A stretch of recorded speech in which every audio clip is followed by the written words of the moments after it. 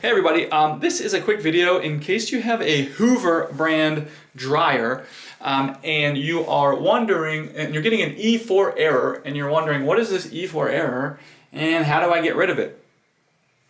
So the E4 error is just a problem with the program selector, that there's some kind of a fault there. So the problem with this problem is that it might be a problem with your program selector, or it might be a problem with the control board that is not able to read the program selector properly. This is almost definitely going to need to have a technician come out and help you with this one. This is not something that there's an easy fix for the homeowner.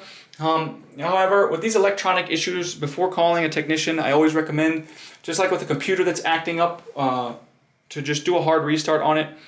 So to do that, all we need to do is turn it off and then disconnect it from power completely, either unplug it from the wall or turn it off at the circuit, and leave it disconnected for a full minute.